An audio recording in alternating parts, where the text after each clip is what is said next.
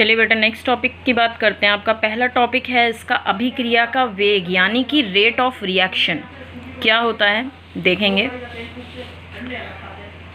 बेटा किसी भी रिएक्शन के अंदर उसका यानी कि किसी अभिक्रिया का वेग जो होता है वो अभिकारक पदार्थ, पहले तो ये देखिए अभिकारक और उत्पाद क्या होता है। आपने रिएक्शन किया है, रिएक्शन के दो पहलू होते हैं, एक लेफ्ट हैंड साइड और एक होता है राइट हैंड साइड। जो आप शुरुआत में ले रहे हैं वो कहलाता है आपका अभिकारक पदार्थ यानी कि रिएक्टेंट मॉलिक्यूल, और उसके अलावा दूसरी तरफ जो आपका प्रोडक्ट निकल के आता है वो कहलाता है आपका उत्पाद। कहने का मतलब अब देखिएगा, अभिक्रिया का वेग यानी कि रेट ऑफ रिएक्शन होता है किसी अभिक्रिया का वेग अभिकारक पदार्थ की, यानी कि जो आपने शुरू करी है जिससे रिएक्शन, जो आपने चीज़ ली है यानी अभिकारक पदार्थ की, वो मात्रा जो एकांक समय में उत्पाद में कन्वर्ट हो जाए, यानी सिंगल टाइम पीरियड में आप कह सकते हो कि ज़्यादा से ज़्यादा प्रोडक्ट में बदल रही है, वो कहलाती है आपकी रेट ऑफ रिएक्शन। आप इसकी दूसरी डेफिनेशन भी दे सकते हो, वो दर जिसका समय के साथ अभिकारक पदार्थों का सांद्रण परिवर्तित किया जा सके। मतलब वही है, बस फर्क इतना है, दोनों को बोलने का तरीका अलग अलग है। वहाँ कह रहा है कि रिएक्टेंट यानी कि अभिकारक पदार्थ में से जितना ज़्यादा से ज़्यादा वो प्रोडक्ट में उसे कन्वर्ट कर दे, सिंगल टाइम पीरियड में एकांक समय में प्रोडक्ट में कन्वर्ट हो रहा है, वो उसका रेट ऑफ रिएक्शन है।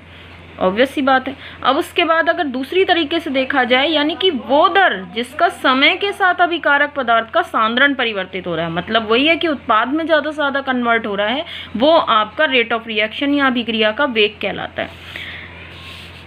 फॉर्मूला क्या बनता है आपका? अभिक्रिया का वेग होता है अभिकारक या उत्पाद पदार्थ की सांद्रता में परिवर्तन। अभिकारक रिजल्ट दे रहा है उत्पाद में देगा, या उत्पाद रिवर्स रिएक्शन दे रहा है तो वो वापस अभिकारक बताएगा। अभिकारक या उत्पाद की सांद्रता में परिवर्तन बटे परिवर्तन में जो भी समय लगा है या समय अंतराल है वो। अब एग्जाम्पल लेते हैं, हमने कोई अभिक्रिया लिया, देखिए वही जो मैं आपको समझा रही थी कि अभिकारक और उत्पाद होता क्या है।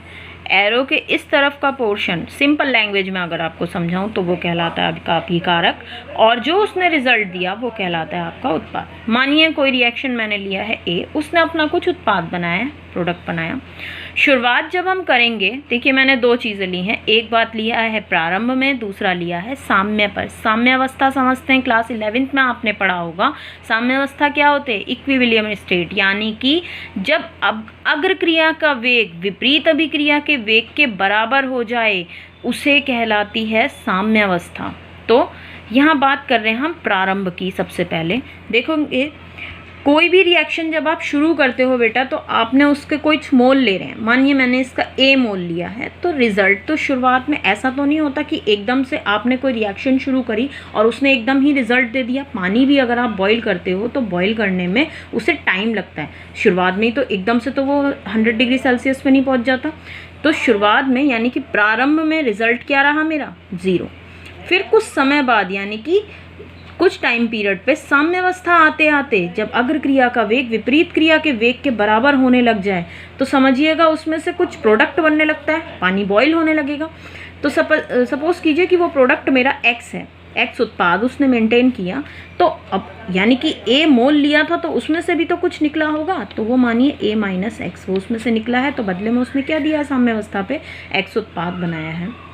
अब बात करते हैं, यदि बहुत कम समय, अब उसको फॉर्मूले में ही कन्वर्ट करके देखते हैं। यदि हम बहुत कम समय के अंदर देखें कि dt समय में, dt में उत्पाद में पदार्थ की मात्रा dx है, टाइम पीरियड यहाँ मैंने लिया था कि कुछ समय t टाइम पर, है ना, t टाइम पर अगर मैं देखूँ कि बहुत कम समय dt में उत्पाद पदार्थ की मात्रा dx यूज़ करी है, उत्पाद क्या बना था मेरा? x, तो वही मैंने मेंशन किया है dx है, तो अभिक्रिया का वेग क्या होगा? dx बाय dt, जैसा ऊपर मेंशन किया। अभिकारक या उत्पाद की सांद्रता में परिवर्तन बटे परिवर्तन में लगा समय या समय अंतराल।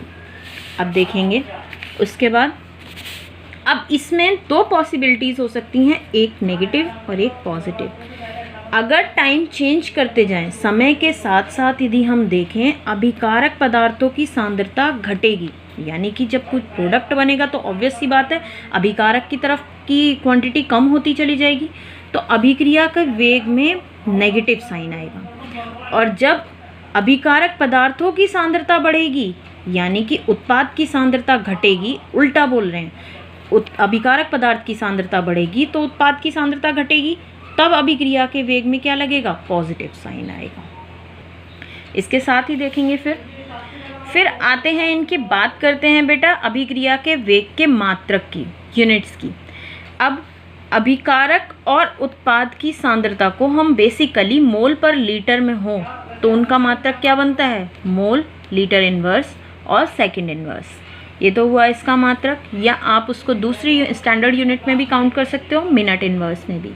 और अगर बात करें कि वो अभिकारक या उत्पाद पदार्थ गैसीय अवस्था में है आपके पास, तो अभिक्रिया का वेग के मात्रक क्या बनेंगे आपके, क्योंकि गैसीय अवस्था में है तो आप एटमॉस्फेयर उसका मात्रक यूज़ करेंगे, वायुमंडल सेकंड इनवर्स या वायुमंडल मिनट इनवर्स।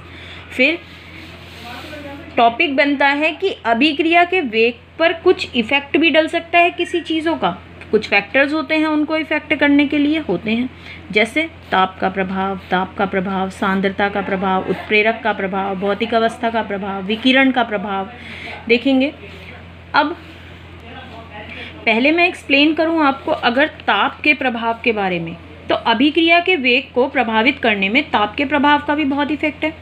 अगर मैं अभिक्रिया के वेग के में ताप को इंक्रीज़ कर दूं, ताप बहुत ज़्यादा कर दूं, तो देखा जाए नॉर्मली 25 डिग्री सेल्सियस ताप को अगर 10 डिग्री सेल्सियस तक भी मैं इंक्रीज़ करती हूं तो आप देखोगे उसका रेट ऑफ रिएक्शन होगा वो 2 से 3 गुना बढ़ जाएगा।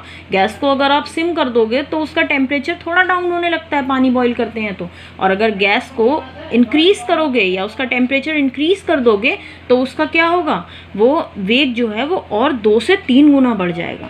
सेकंड पॉइंट है आपका दाब का प्रभाव। अब दाब का प्रभाव क्या होता है, दाब बढ़ाने पर अभिक्रिया का वेग और ज़्यादा बढ़ जाता है। अब छोटा सा एग्जांपल लेती हूँ कि खुले बर्तन में कोई चीज़ आप पका रहे हो और वही चीज़ आप कुकर के अंदर पका रहे हो, तो आपका डिफरेंस क्या है, डिफरेंस ये होगा कि दाब बढ़ाने जैसे ही उस पर प्रेशर लग जाएगा वो चीज़ बहुत तेज़ी से, आप खुले बर्तन में आप आलू उबाल रहे हैं और एक बंद बर्तन में आप आलू उबाल रहे हैं, तो दोनों में जो आलू उबलेगा वो कुकर वाला तेज़ी से उबलेगा और अंदर तक गलाएगा उसे। क्यों, क्योंकि उसके अंदर दाब लगा हुआ है, प्रेशर लगा हुआ है। और जैसे ही हम किसी चीज़ पे दाब लगाते हैं या दाब बढ़ा देते हैं तो एकांक आयतन में उसके अणुओं की संख्या बढ़ जाती है। अब जब अणुओं की संख्या बढ़ेगी तो अंदर वो छोटे छोटे पार्टिकल जो आपस में टकरा रहे हैं बाहर भागने के लिए, उनकी संख्या भी इंक्रीज हो जाएगी।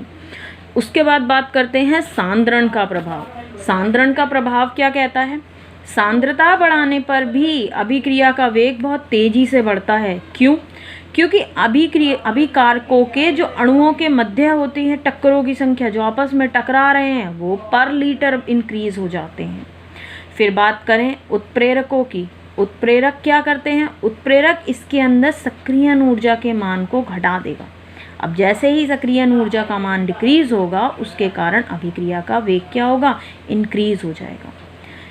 फिर नेक्स्ट बात बोलता है कि भौतिक अवस्था या अभिकारकों की प्रकृति पर, अब डिपेंड करता है आपने जो अभिकारक यूज़ कर रहे हो वो कैसा है, क्या यूज़ कर रहे हो आप उसकी जगह पे वो भी इफेक्ट डालता है।